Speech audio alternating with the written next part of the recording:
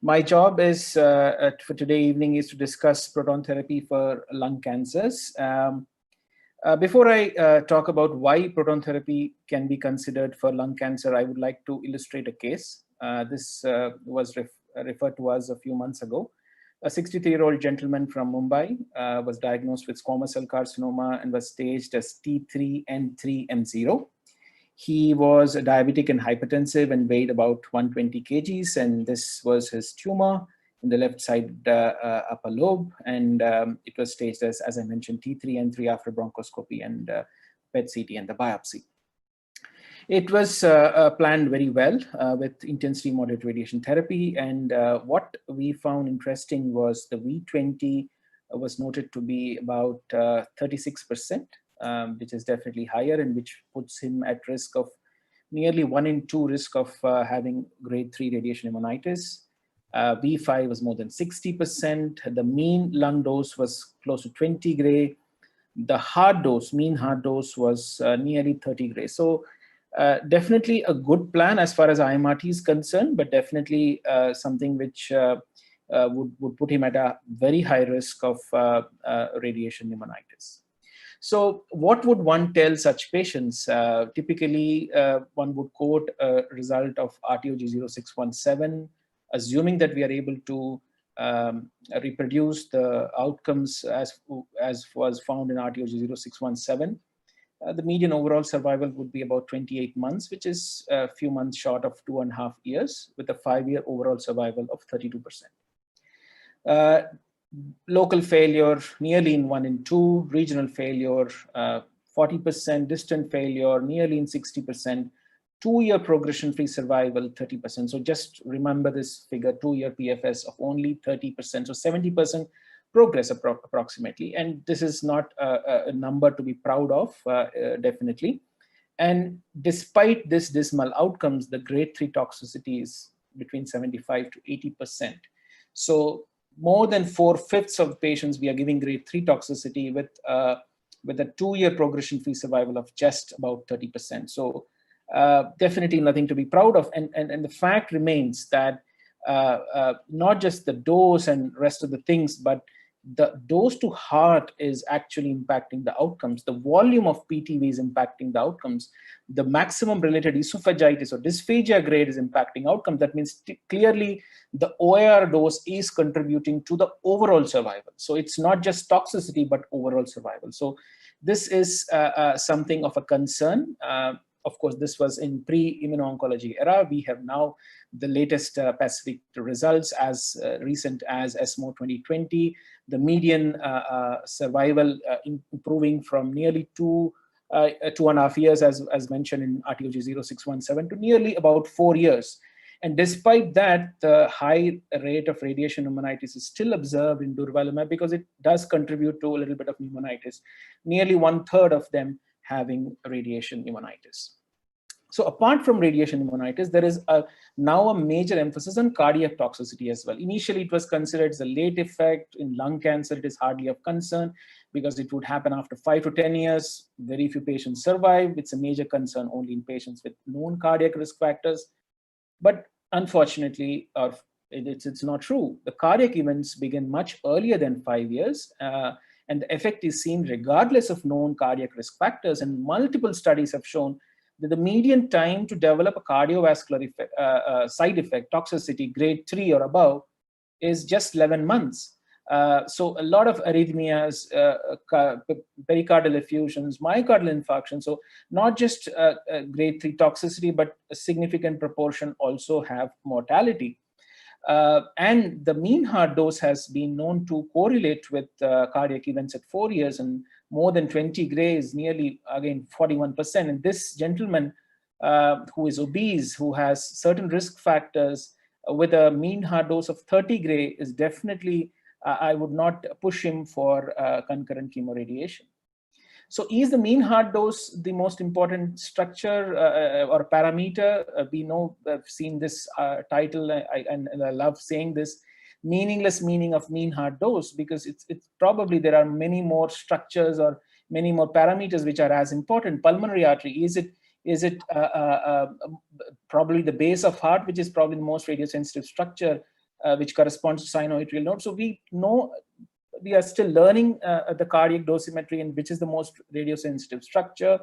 And in this situation, it's imperative to save as much heart as possible. With this background, I mean, I've built a reason why proton beam therapy can be considered. We all know the physical advantages. We all know the Bragg peak, which is definitely a physical attribute of protons, but not just physical advantages, but there could be biological advantages. The RBE, which is considered as 1.1, which is 10% higher than the X-rays, which is as a blanket figure, is not true. It ranges from 10 to 70%. So there could be areas in Bragg peak where the RBE could be as high as 1.7, which is 70% higher than conventional X-rays. Not just physical and biological advantages, there could be immunological advantages, especially in the thorax or the mediastinum, where a significant cardiac and peripheral circulation is radiated. And therein you see that the drop in lymphocyte count, not just because of chemotherapy, also contributed by radiation, the higher the lymphocyte count fall, the lower is the overall survival. So several groups have demonstrated that the fall in lymphocyte counts is directly correlated with the overall survival, not just in lung, but esophagus and many other mediastinal structures, not just mediastinal structures, even quoted to be seen in even brain tumors.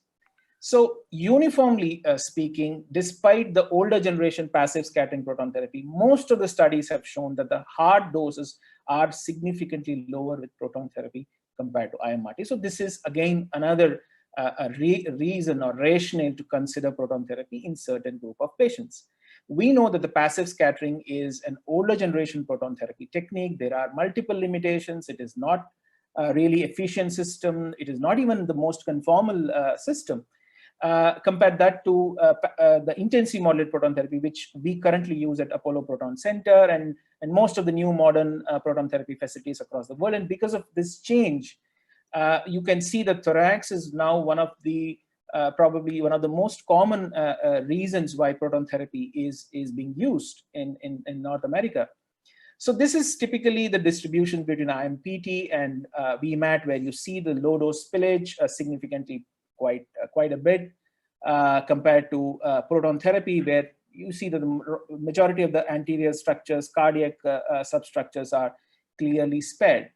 So there have been multiple phase 1, phase 2, some single arm, some comparative studies. Of course, all these were analyzed in a national cancer database analysis with all the limitations of a retrospective analysis. This study showed that the proton therapy was led to a better overall survival compared to a non-proton therapy, any technique used with a hazard ratio 1.21. And when they segregated the stage 2, stage 3, which constituted probably the unresectable, inoperable ones, there also they showed that the hazard ratio was in favor of proton compared to non-proton therapy. This is in all lung cancers. There have been multiple studies, again, phase 1 and phase 2, which have seen the evaluated role of proton therapy in stage 1 lung cancers as an alternative to stereotactic body radiation therapy, just like radiation therapy, SBPT, or hypofractionated, ultra hypofractionated proton therapy. Those studies have also shown that proton therapy led to a better overall survival and progression-free survival. And this was, they called it as a hypothesis generating meta-analysis.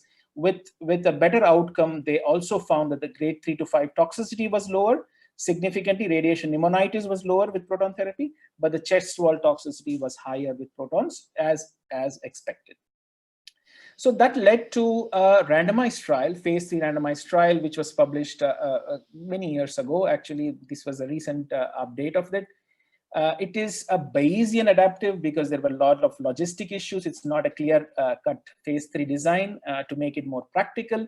It had multiple questions being answered, whether dose escalation is required, dose escalation is feasible, is proton better? So multiple questions asked in this complex design, whether the patients were suitable for 74 gray delivery. If not suitable, then they were put into 66 gray bracket and then were randomized. So there was multiple complexities. And you can see that 19 patients who actually were denied protons due to insurance. So only 75% who were randomized to protons actually received it. 23% of patients for whom protons were the only acceptable plan received IMRT. So there were a lot of issues. This is a small randomized trial, of course, and the biggest issue is exclusively all patients were treated with passive scattering proton therapy, and they used large safety margins, which led to larger high dose regions. And the results found that there is no difference in local control or high grade treatment-related pneumonitis with proton versus photons. Of course, uniformly, as I mentioned, the cardiac doses were less in patients receiving proton beam therapy. And not only that, there was a clear learning curve. So that means if the trial was divided into earlier half and later half, the earlier half, nearly 25% of patients had radiation pneumonitis compared to none of them in the second half. That means there was a learning curve in the proton patients receiving proton beam therapy compared to IMRT, where there was no learning curve, which is quite expected because proton therapy actually started at MD Anderson Cancer Center, where this trial was conducted in 2010, and immediately within the same year, this randomized controlled trial was initiated, and there was clearly a learning curve as far as radiation planning was concerned. And that is why we have multiple proton lung trials now, both phase 1, phase 2, phase 3 randomized trials comparing proton and photon, both in stage 3 inoperable unresectable setting as well as in stage 1 when as an alternative to SBRT. Of course, there are certain uncertainties and concerns related to proton therapy. There are some physical and some biological uncertainties.